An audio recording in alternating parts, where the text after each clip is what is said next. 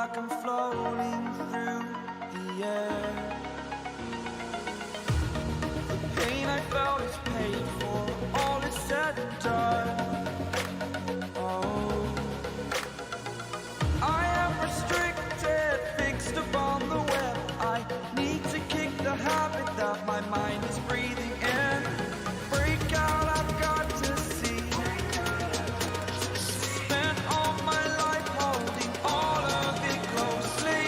I played it in a sense, a feel of discontent. I'm finally facing it all, fearless.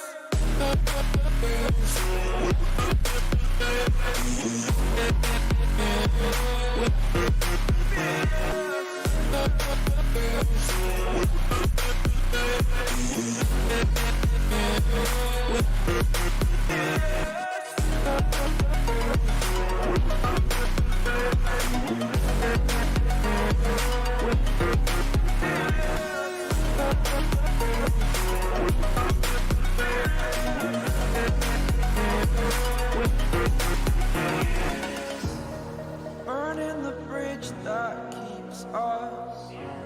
I'm here and I'm feeling exaggerated, that's what you assume. The story's over now, I must conclude. I am conflicted, watching where I step still, hanging in the balance. Not the life I want to live, I want to take it all. Standing tall, fear outweighed the person you are. Oh, break out, I've got to see. Spent all my life holding all of it closely. I played it in a sense, a feel of discontent. I'm finally facing it all, fearless.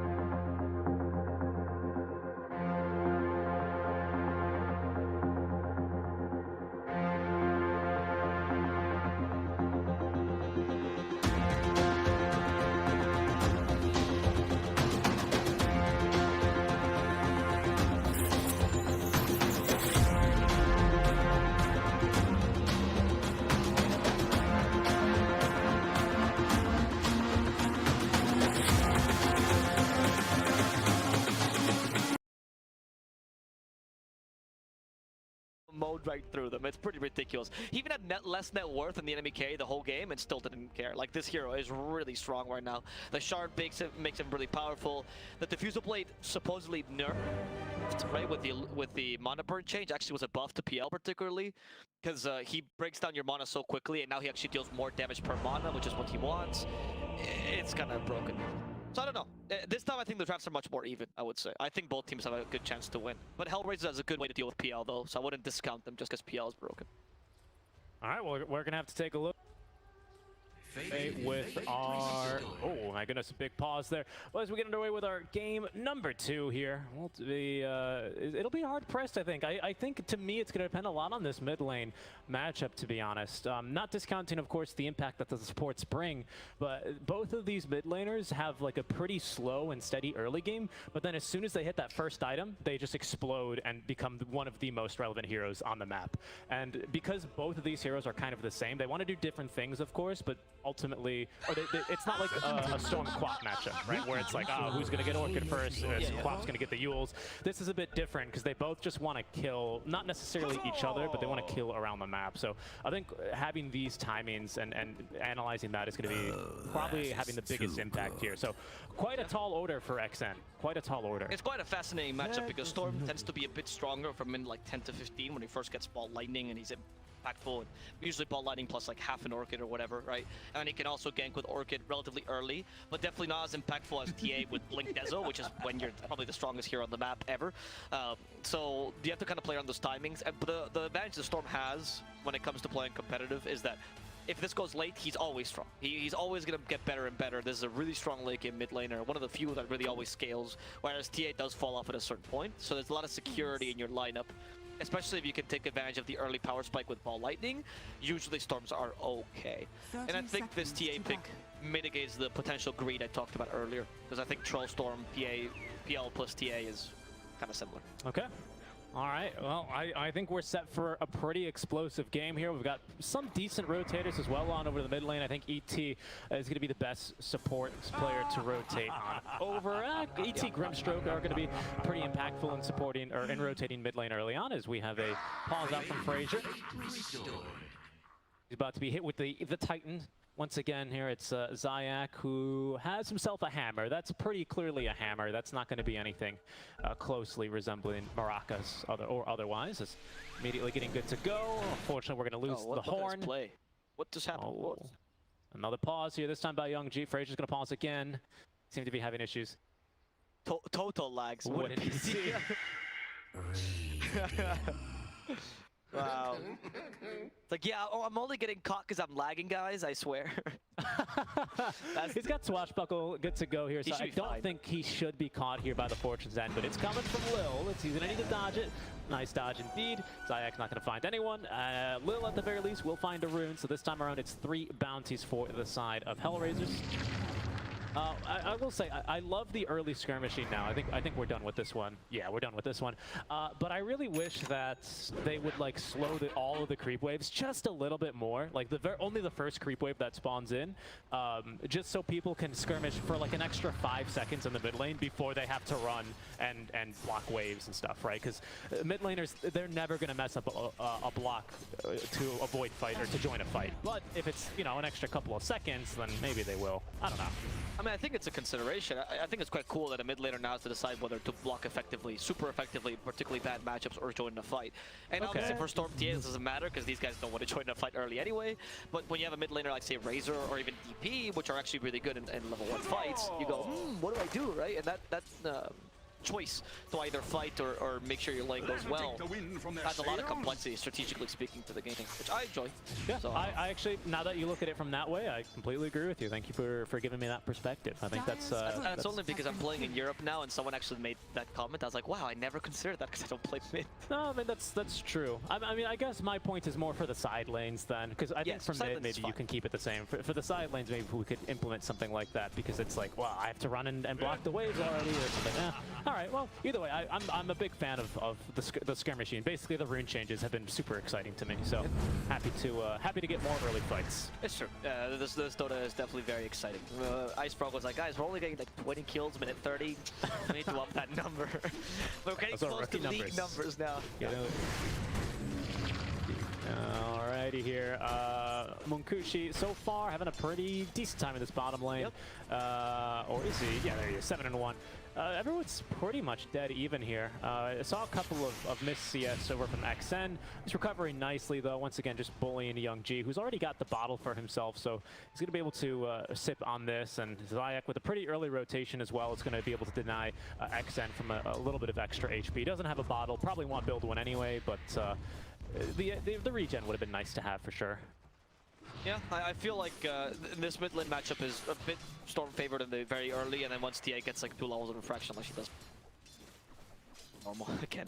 Honestly, I don't feel like this matchup really favors either or. They're both looking to farm anyway. Storm has a bit better recovery, you could argue, maybe in the camps early, but with the changes in the camps and how far away they are, Storm got a bit nerfed to that, honestly.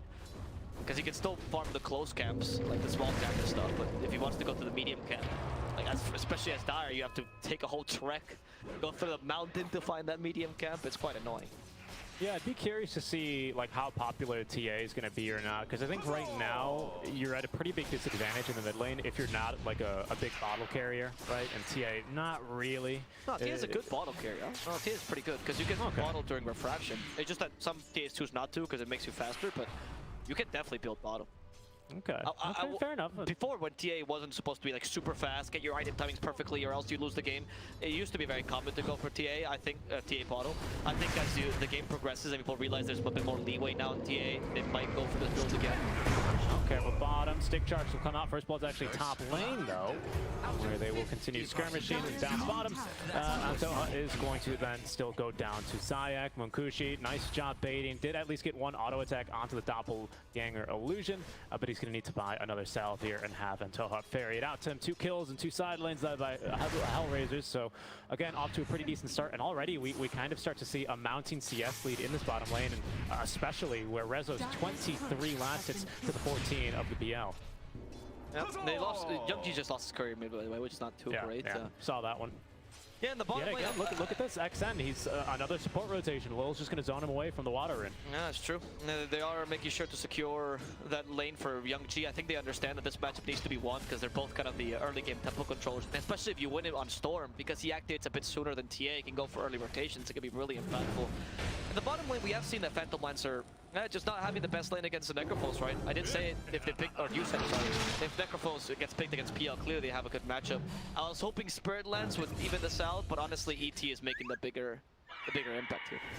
Yep, just a quick kill there. Nice move, nice read by SoulEater. He knew that Lil was going to be walking back, most likely through the most obvious path, or sorry, I meant to draw, and he was just waiting there on the footsteps. Yeah, Antoha is going to go down as...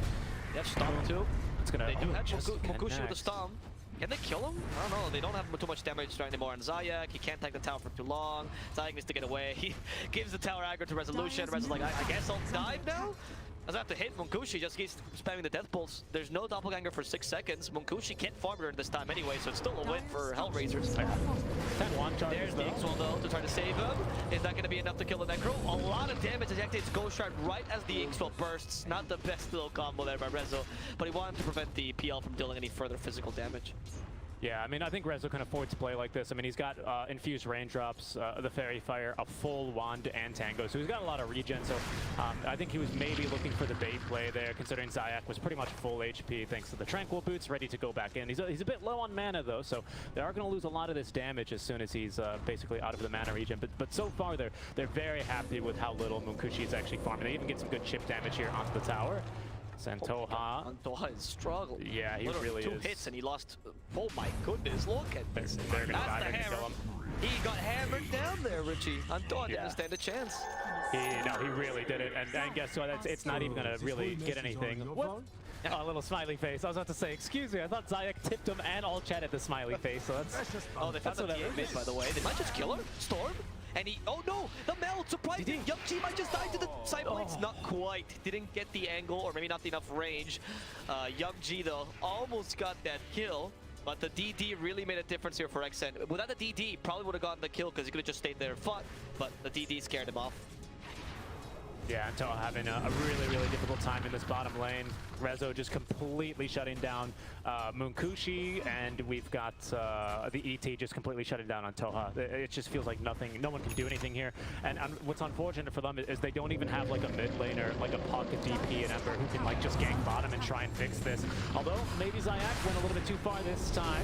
The dive trying to be punished as here is going to be SoulEater from the top lane. Echo Stomp though collects the kill onto Antoha and puts the Phoenix and PL to sped. And just like that, another kill here. Zayac already up to 4 in this lane. Rezo with the 3 assists. All of the killing blows going to Zayac. He's got 4 of 5 kills on his team right now. There's a built way. xn丶e in the mid lane. Yeah, he's fighting the TA to the death. Ball Lightning just wants to get away. Yeah, he doesn't want to fight the TA any longer. He's good for ganking. He's not that great for fighting head-on against the TA. The build that Zayac went for, I think, is the appropriate one, by the way. We've seen, I think there's a game I casted with you that we saw AT going for Astral Spirit and in Natural Order, which is more of the older build, and it's fine. But the severe amount of damage that Echo Stomp does at the first 2 levels particularly, the fact that you can stun and just leave so you can dive tower super effectively, And of course, combine that with the also great amount of damage that Astral Spirit does, it's just such a powerful build for winning the lane. Yeah, I agree, especially because he's kind of just made to go through antoha, who's only got 3 base armor right now. That's why it's Reapers. Clocking in at 10. Reaper Scythe not going to connect to SoulEater, who's only level 4, but they may just chase him down, to be honest. Sunray over the trees, which doesn't break them, so Zayac can't chase him. Echo Stomp's going to miss because you can't put the Spirit off of the map, and SoulEater's going to be fine. Although he almost calculated that. He actually knew where SoulEater was going to go. They know where he is. He's stuck in the trees right now. Yep, doesn't have TP. What are they going to do? We do have mana, so they're probably going to use the Astral Spirit for vision if they want to, and then Rezer's going to go ahead and follow up. Look at SoulEater's just doing a little dance. Here he comes. He's got a lot of HP though, because of the tranquils. Yeah, okay. Yeah. See you later. Denying squat. Twirl, twirl, my little Phoenix. Unfortunately, that was quite literally a supernova, a dying star. Yes, it was. Yes, it was. And not the supernova that we also have, who's playing on. What team is he on again? He's on Fantastic 5. Antoha's previous team. Yeah, exactly. So many connections here. Wow. Honestly. As we say in Spanish, the world's a tissue. Huh. Interesting. Which means the world's very small, essentially. Well, what a small world, I guess, in translation. Huh. Okay. I mean, I get that. It is a pretty small world. You'd be surprised. Especially if you're an elder titan who literally made the whole world or fractured it or whatever his lore is. Yeah, can you imagine being creator of the world and there's this like pangolin that's just beating you to death? Or like you have to fight a bird and you made him and he's reducing your attack speed, so... Yeah, if you're on Toha this game, who's been smacked to death 4 times by Zayac as well, that's probably not very fun. The tip as well there. I mean, right now, this bottom lane, yet again, has just been completely disastrous. And what's worse this time is Rezo and Zayac did it basically by themselves. Last time around, we had the puck to rotate at least down bottom. This time, Young G is just staying. He's just chilling here, trying to finish up the Orchid, but they are trying to boot the invaders from the jungle now. xn joining in with a little bit of damage, lots of damage here, and even the Ink Swell is Munkushi just going to absolutely tear apart Zayac. Plenty of gold into his pocket as well. He's worth a pretty penny there. 331 gold this early on is a significant amount. Young G is starting to rush right now. The Orchid rush it somewhat, you know. First item, not even going for boots. Did go for the double null though. But he's not ganking whatsoever, which is allowing the TA to just kind of free farm and get her basic items. She has not been forced to go for Blink Dagger, instead goes for Desolator first, which is a better farming item, and should be able to outfarm the Storm soon enough. I'm hoping though that the timing for Orchid comes in soon enough so that he can start ganking and actually create the impact the Storm should be doing early.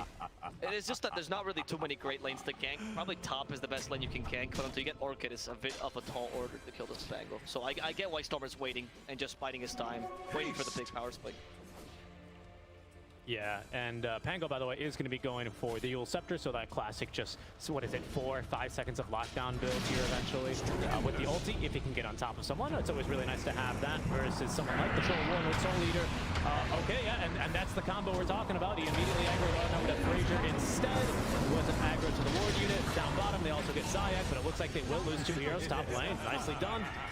They learned from Cooman apparently. He was so close to using the Valentine's appropriately against the ward, against the X, but of course Pango just came into vision right last second. Yeah. So kind of hard to play that though. If he didn't Valentine's, probably was not going to break the egg though, so I understand the point. Because the Pango is of course coming with Rolling Thunder, very powerful. I mean, Pango early with just a simple Aura of Corrosion is so good. Yeah, it really sucks like when stuff like this happens. I mean, if there's like a friendly Enigma and a Supernova Sun. Oh, speaking of Supernova Sun, he's probably wishing he had one now. No, okay, the diss on. He's probably still dead. Yeah, okay. There it comes. Munkushi though, he's looking to punish. He's out of mana, just TPing away though. And there's no stuns here, so he's gonna be totally fine. Rezo with the TP up top lane, going for the Witchblade by the way here. So actually is attacking pretty fast with the Blitz Knuckles, but won't be able to secure a kill. Yeah, anyway, go ahead. Not a bad idea, actually, the Witchblade. I think it's kind of... Because, like, Necrophos likes those kind of... He likes to have a transitional item that helps him deal in more damage. This game, you're not required to go for Pipe. It might be an idea a bit later on to go for Crimson Guard, because it's so good against PL and pretty decent against TA. But right now, if you go for Vanguard early as a ranged hero, it's just not that useful. So he has to either consider going for Radiance, for example, which he is thinking about, or just add a bit of damage early with the... I think it's an interesting build. I'm not opposed to it. He is a good hero to use it, because projectile is quite slow. Yeah, projectile's slow. He's really only, I mean, it's got, what, a 5-second cooldown, as I recall, here on the Witchblade. So, you know, he doesn't mind throwing out the auto attack. Going into Ghost Shroud, because, you know, he doesn't mind the cooldown anyway. When in Ethereal Form, Cooman's gonna die again down bottom though. Antoha and xn getting the jump with this Death and the DD rune, but waiting on top of the high ground here is gonna be Rezo and Zayac. Now they have found the TA. She's got Refraction and Mel both ready to go. Sunray won't keep her healed up. They're fighting into the DD rune still, as the false promise is gonna be for the ET. Rezo, he should be good enough on his own, dropping the ulti now, but they're not still gonna be able to find this kill onto xn. Continuing to fight. Rezo though will finally be able to assist in that kill, as will cut him down. Supernova as well up in the high ground as Storm Spirit now zips on in, finds the kill onto Antoha. Fraser though able to discard of Rezo along with again this Sunray. Now we do have the Orchid delivered though, looking for the kill onto the Phoenix. The stick though should keep him alive just barely, as Fraser looking to now try and punish some more from beyond the grave. TA helping out with the traps, but they do not have the damage. He zips up to the high ground, TP's away. That's still 4 dead though for the likes of HellRaisers, so a decent fight enough for the Trident Clan. Yeah, that was pretty good for Trident Clan, particularly from Fraser, honestly. He's been playing a really solid game with this Spangle. On that note, by the way, for the Yule Scepter, you know, I found that, I actually didn't know this, but if you actually, so if you're rolling Thunder and you Yule Scepter right to do the little combo, afterwards, when you shield crash, you actually shield crash in place, so you can actually get an extra stun based on that. And it's a little, I mean, I don't know if we can call it a bug or whatever, but that's part of the combo. So you can actually get up to, I believe, what, the initial stun, the 1 Yule Scepter stun, or actually 2 Yule Scepter stuns, and then a 4th stun right off the shield crash. It's quite good. That is indeed pretty good. Especially with extra duration on Rolling Thunder, now it's even more impactful because it's easier to do, right? Extra duration means that it's much easier for the tank to do. No, the Storm's it. Effectively, the Grimstroke is going to die. The Disarm. Fraser thought about going for the ulti, and will force at least Young G to zip away, but it's not going to gain much else from that. I like the little kill, honestly. You need to recover a bit from the early game you get at TA and PL. Like, TA is really dangerous right now. She is about to hit her power spike, usually around minute 15 when you get Blink Tag or Dezo. Pango's already been doing enough, and he doesn't have much farm. He hasn't been concentrating on it, right? He's just been trying to constantly fight with your team, and has been quite effective.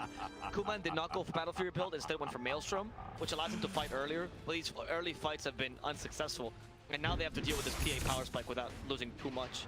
Yep. We've at least got False Promise ready to go, as it looks like HellRaisers are throwing bodies at the mid lane now. 4 heroes showing up. Cascade. Pardon me, they are not playing here. That is Trident Clan instead. The blue logo confused me with the aquatic theme. And they're going to smoke up here, Trident Clan, on their own side of the river. It's just Antoha and SoulEater, but they will be connecting here with the Pangolier. Yule Scepter ready to go. Pings are a-coming, because they do have a ward here, so they think it's only the Pango smoked up. Cooman, though, is going to be scouted by Antoha. They're going to make the play towards him. TP's incoming now to support him, but here's going to be from behind now, Young G. The Orchid again out of the Phoenix. They're going to try and save him, but to no avail here. And look who Zayac has found, but Antoha yet again slaps him to death, and there's going to be then the ulti out from Rezo to nuke Fraser, send him to the grave for a whole minute. That was really good coordination, by the way, onto the Soul Bind, right? They actually both stayed in like maximum distance, so they could both catch both. So Lil and Storm could catch both the support and the offlaner on point. Kind of difficult to do that, obviously, because Soul Bind sometimes catches by surprise, and Storm couldn't even ball lightning. So at least they're taking advantage of this final point of farm for the TA, when she now finally got her power spike. But she was in the triangle trying to finish this up. He couldn't really join her team, and of course BL also very close to reaching his own power spike with a Diffusal Blade now coming on the Courier, I believe. Yeah. So they did a really good job of at least getting the final kills here. Now it's time to play either a bit more defensive or be ready to somehow counter these 2 power spikes, the Diffusal Blade and the Desmond Blink. Well, there's a jump here. That's a good counter. No big game. Yeah, exactly. I think she's gonna go down. That's super easy. Okay. Power spike. I mean, Zayac is just having a fantastic game here. 5-3 and 5 here already. He's only missed out on 4 kills on the map. And that's an incredible metric right now. 35 seconds without the TA, so Munkushi's got to show up. Doing a lot of damage, though. Not a whole lot of mana to burn here for Cooman, but still going to be enough to force him away, and this should be able to successfully defend the Tier 1 mid. I agree, by the way. I mean, I told you in the beginning that Zayac is incredible on the... I really love watching this. He's a really good mechanic. Like, he's a captain, so often people think that he's not going to be as great mechanically because his value lies elsewhere. But I do believe that he's one of the better mechanical fours in the region as well. He's such a complete player. I honestly cannot praise him anymore. Plus, I think it's a bit of a buff when you're the captain and the shot caller in-game, as well as playing ET, because you're just going to say, I'm going to stomp this guy, get ready, don't wake him up, you know. And everyone's got to listen to you. Compared to if the core wants to do whatever he wants and he's the captain or he's the IGL, then it's a bit more difficult. So that's always nice, at least when you're playing a very set-up reliance hero. Actually, it's a very good point that particularly ET having someone that's like not necessarily a shot caller, but just always very vocal, right? Yeah. A vocal player is going to be a better ET player because it's hard to tell when the stomps are defensive or offensive, right? Sometimes, so definitely it's very important to be able to call those down. Yeah, I agree.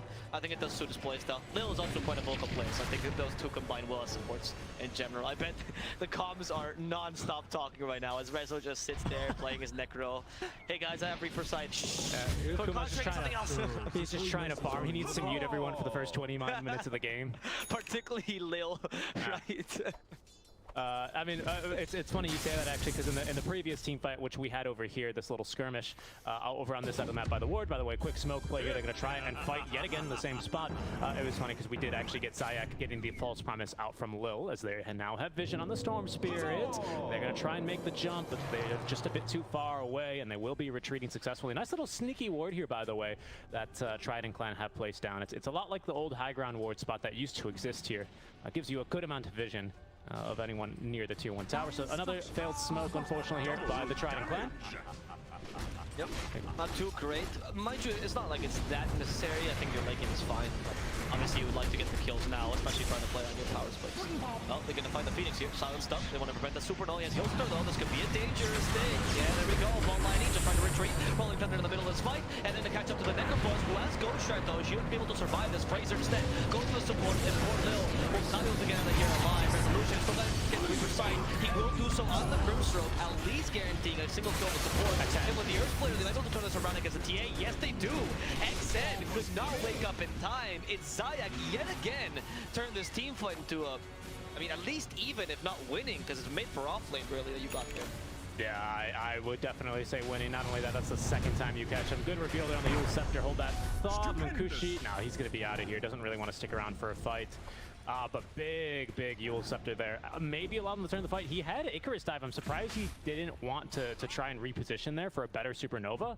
But, you know, in the river, it was fine enough. He did at least lock down Rezo for the duration of the Supernova effectively, but didn't really do much else there, unfortunately, and couldn't really help the TA, who was stunned. We don't have any saves, so if you're caught by the Echo Stomp, it's kind of, you know, you're at the mercy of the enemy team here.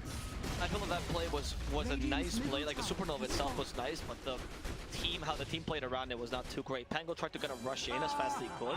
There's no Blink Dagger yet, so it's hard for the Pango to cut the enemy team. And once they reach a certain line, Kyle always calls the complexity line because they used to always ignore it, right? But there is a certain line in the team fight where, okay, you're done, you're overextending, you can't go that far, and try to just kind of push them a bit too far. Oh, Pango, he's dead. Use the Yule Scepter, to dodge the Echo Stomp. He swashbuckled into the camp, which was scouted by Zayac. So as soon as the Yules was up, Young G was just like, ooh, a free kill for me. No way for him to escape there. Zayac really good read. Game, honestly. Last game was Lil, this game Zayac. These two supports are doing so much work. Mind you, the cores are good, right? But the supports are really showing up these games. Yeah, that was a really great read. Just, I mean, swashbuckle to farm the camp. I mean, he's so close to this Blink Dagger. You could tell, obviously, he's doing all this just to farm the Blink. Farming in a bit of a precarious situation, using his abilities to speed up his farm. And then he's just going to be punished for that. So, nice play. Nice play by HellRaisers.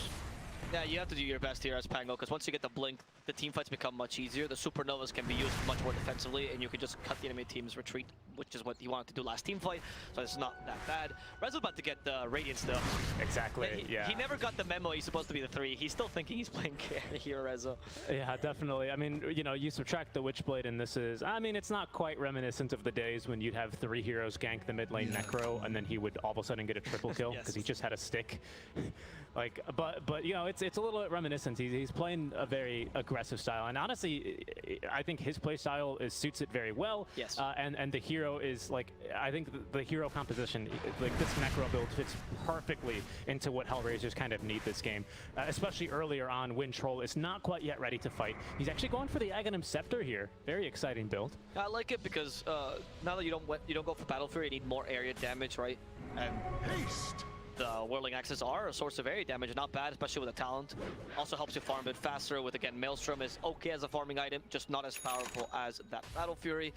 And I really like Cooman's build because it's more of a fighting troll where you can actually join team fights early, yet still keeps up his farm. And this complements really well with the Radiance build on Rezo, which is a much more greedy Necrophos, right? So you have the greed kind of evened out between these heroes, with Storm, of course, being a really nice late game win condition.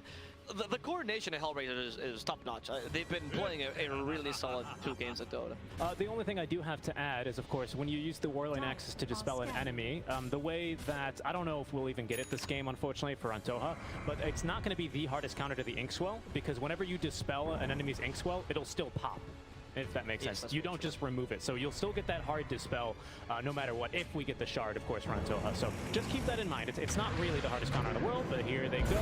They found the ET for the 4-staff yet again this time around with his own, and Storm's going to now make the jump back in. Wants to go for Antoha. A bit of an aggressive dive, especially with Munkushi nearby. That's completely out of mana now, stuck on the low ground. Zayac is going to be eaten alive by xn. Reaper Sight, though, is going to be reserved for Fraser, who does well to keep Lil and Rezo away from the fight, so they could not get the false promise off. They could not look for the proper re-engage. It's a 2 for 2. And this time, a very good fight for Trident Clan. Yeah, that was very hasty by HellRaisers. They thought, oh, we have high ground, therefore we win, but it's not that simple, right? You kind of sacrifice the heroes in a very haphazard fight. Rezo has no Reaper Sight. He's got, okay, Radiance is up, Radiance. I don't know if they can fight this anymore. Yeah, Munkushi is in trouble here. The Radiance will also make DA miss a couple of her attacks. She's low on mana. Oh, never mind, she just got a bit of mana boost with the magic wand. It's fine. And they're just going to keep the enemy team busy, right? Because they still have false promise, so they can afford to be a bit aggressive here. And wait for the Storming T to come back. Exactly, and Rezo landed the Reaper Sight there, kill onto the Pangolier, so he's actually going to be out of the game longer than the Storm is, despite being, how many, 4 levels behind, and dying at a very similar time. So that's the advantage of using Reaper Sight like that. Wasn't necessary for the kill, but the idle 25 seconds here is going to make it just about impossible for Trident Clan to do Roshan. That's true, especially because Pango is one of the big key components of Roshan with his Lucky Shot and armor reduction. Absolutely. On that note, by the way, the Axe on the Troll. They actually cut the Phoenix. Okay. Yes, they curse dive though. They couldn't get to him in time. Yeah, the Axe and the Troll defense dispel is really useful this game for both Lucky Shot and the Spirits. So I also see that point being really, really powerful. It's got a lot of utility. I just wanted to bring up a niche interaction there. Yeah, Cooman needs to get away. Again, no access yet, so the Lucky Shot is still a huge annoyance. You don't want to use BKB just for that. A smoke play though. Yeah, are they trying to wrap around them? It seems like Zayac. A great ward up for free. This is so bad if they get jumped here. The smoke scouted. Oh, Stump doesn't catch anyone. They're just trying to defend Roshan. A bit of zone out here. But the ward got dewarded immediately. Very good play there, or very good noticing that. Yeah. And it's just fight around the Roshans. They see who initiates on whom right now. Honestly, neither team wants to go into the pit, and both teams have really good anti-pit or Roshan team fight per se. Or Splitter, Supernova, Rolling Thunder. You can just tell how important these 2 ward spots are for each respective team. You just cannot allow your enemies to have vision there if you're going to be doing this little Roshan dance. Oh, now though, the Roshan is falling quick with the TA because Trident Clan does take the Roshan much quicker. Can they stop with a stomp? They're going to try to BKB. Roshan about to go down. There's the BKB, Supernova just to protect the Roshan, but they both get off the BKB, and they don't steal the Aegis. Instead, they won't suffer the Supernova damage. Paul Rezo is already down. Cooman having to run after xn, but xn has the Aegis, so she's fine about this. There's the Soul Line as well, keeping them in place, and Cooman attacking the Battle himself. They outburst the TA, but xn has a second life. Can she use it effectively? Stomp will be used effectively to stop the damage. That's it. Cooman somehow, he needs to get away. They hit him with a Fate Seed, and the healing is not going to be sufficient. He's running away from 3 heroes, 4 now, which are going to end up taking his head away. And they even find the Oracle, who's going to try to TP, but with the Inkswell, it's going to be impossible. HellRaisers thought they could take a really difficult team fight, and they were wrong about it. Yeah, great job there by xn. I think a lot of mid laners would not want to use their 9-second BKB charge just to ignore the Echo Stomp, but it was so crucial. I thought that was going to be disastrous when Roche decided, I feel like I'll bash you right now as soon as he died. It was just chaos in the pit. Rezo was in there. Let me get this replay queued up so we can take a look. But a fantastic Supernova just used preemptively there to make sure that they didn't really have a great opportunity to actually make too much benefit. They do lose the first life. They don't get much besides Cooman, but I think the most important thing is that you still get away with that Roshan play. It gives you a lot of utility. Munkushi still gets involved here. Yeah, that bash was so huge right there. That one hit from Roshan. Almost lost him the game. But maybe, I don't know. Fraser with the roll in though, and the Supernova was beautiful to lock down Rezo. I gotta give it that Necro walking in like that with the build that he has, which is much more of an offensive build, maybe not the best of options. He kind of just ate up the Rolling Thunder, underestimating the amount of magical damage the enemy team had. He didn't even have time to activate Ghost Shroud or use any of his healing. So that sacrifice for the Necro, I think, sold him completely. That team fight was really difficult to win after that. They did take an Aegis and crosses, which is not the worst, but it did give Trident Clan the chance to completely come back into this game. I would say they're winning now. I mean, I think if you look at the metrics, I would agree with you as well. 2K up now, a big swing as well. That was a 4K net worth swing with that fight alone. XP now 4K in their favor. And even DotA Plus here, which is, of course, always worth the money, is seeming to go back to 50-50. Oh, except the fake initiation. A trick vortex. Can they stop? They do have a stop here. Oh, Rezo though, again, he's gonna get roasted down. The Rolling Thunder's too powerful. Rezo activates the Ghost Shroud in time. This time he will survive. They gotta get rid of the Supernova. This Rolling Thunder Fraser is stopping the enemy team not in time. They will destroy the Supernova. This guarantees the team fight to proceed. They can go for the TA and they kill the Grimstone as collateral. TA's down to the stomp against Zayac. Doing so much work in these team fights. Munkushi wants to get away, but this last doppelganger will do absolutely nothing as they wait for him outside the pit. And HellRaisers, just killing that Supernova was so crucial. Despite all the work Fraser's doing, and they just couldn't save the Supernova from the troll. Yeah, it was really unfortunate. Big whiff there. As soon as the Storm jumps in, they were ready to punish him, but I think Fraser was just like a second late there on the Rolling Thunder and the blink in, so they just didn't have a great opportunity to counter-initiate. We'll take another look there. But TA was setting, it was a perfect trap, honestly. I thought the HellRaisers just perfectly played into the palm here, but they just barely mistimed that one. There wasn't enough control around the Supernova, unfortunately, and a big win from the HellRaisers. They're going to get a tier 2 off of this. They're going to continue farming, and they even pick up the kill onto Munkushi. I thought he was going to maybe able to juke them out with his positioning, but they really had no problems killing all 3 doppelganger, or 2 doppelganger illusions and himself simultaneously. Nice job there. Yeah, maybe the play there for Trident was to also join the TA and killing the Necro early, because I think they had a chance to kill him if she just joined. They would just PL and Paco hitting him, right? Oh, Cooman though. And the false promise was too far away, and that's became better. Yeah, had to. I think it should be fine. No bash, right? No. So I feel like if the TA just like they have to just burst one person quickly, and if they decide to go for a Necro like that, they need to not get cocky and just kill. Right? Just kill the first hero. If you lose the Supernova and that's just gonna divert attention, that's fine. You already got 1 hero down. Your Phoenix is a support. Necro is a 3, so it's already a good trade for you.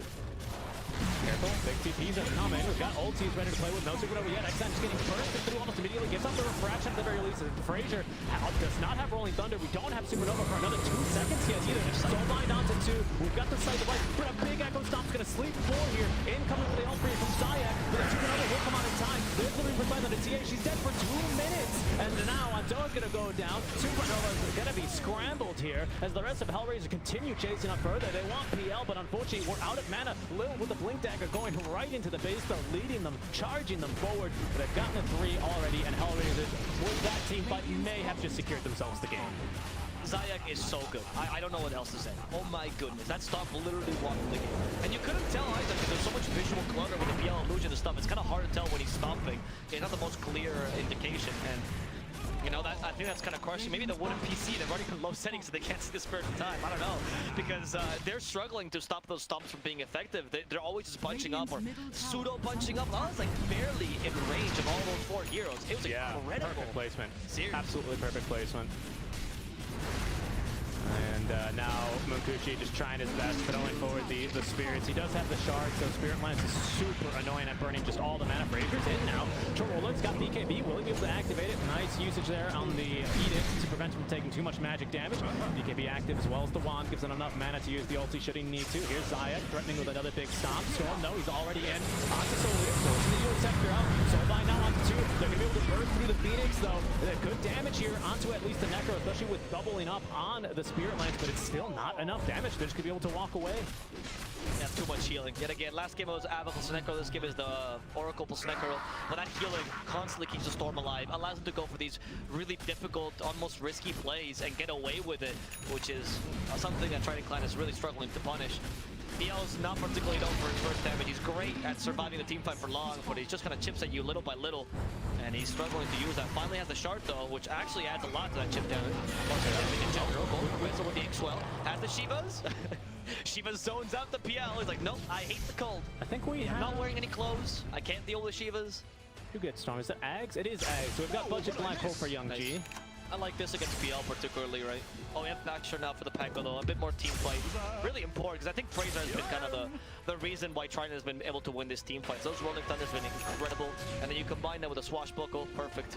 Now you have two sources of stun. One that pierces BKB, so always a way to deal with a troll.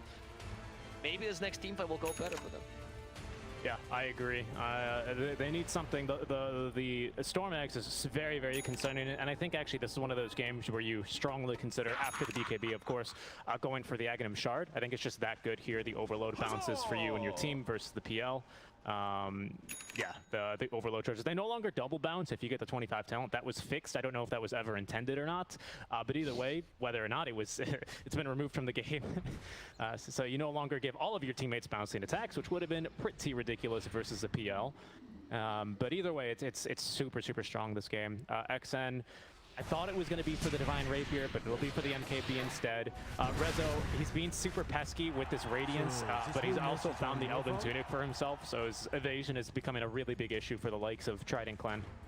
Yeah, also the MKB kind of gives you a bit of magical damage. Not too much, but enough to mix your damage out and make sure that you can actually deal through the Shivas as well. Because the extra bit of armor has annoyed the TA up bunch here. She used to burst onto the Necro super easily. Now, not so much. Really good Shivas pick up here by Rezo. Decided that, yeah, I need some defensive items. you kind of did. Good job. Yep. Yeah, for sure. He finally needs one. And the Shivas is a great one. He's just so annoying. He's just an aura of death, which is kind of exactly what Necro is lore-wise. But HellRaisers, they have to go. Of course, they've got to go back for this top lane. The tier 1's still standing. Very classic CIS move, but they've already cleared the melee barracks mid and bottom. There's literally nothing else they could take unless they want to go to end the game, but they still fear they have a healthy respect, I should say, the team fight out from Trident, because if they can string it together, you know, they could lock you down before you even get a BKB off. Let's see here. There's a Swashbuckle. It's the Necro. They go for the Pango. They use the Pango. This is going to be an impossible team fight for you. They even re-precise because they know without Pango, 105 seconds, you're done for. Supernova from the high ground, they can just hit it. Yeah. That's not a good Supernova by SoulEater. Okay, they lost the plot there really badly. This should secure at least the outer towers, if not the racks, honestly.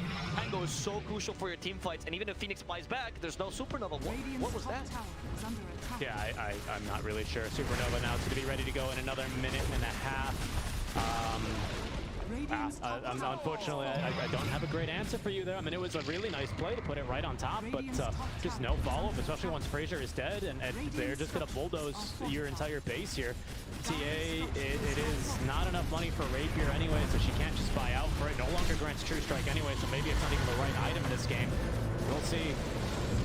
Oh, they go for Rezo though.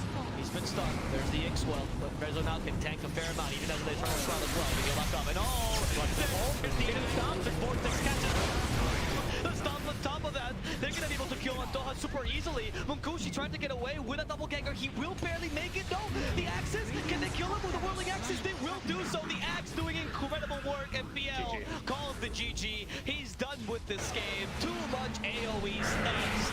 It's gonna be a 2-0 for HellRaisers.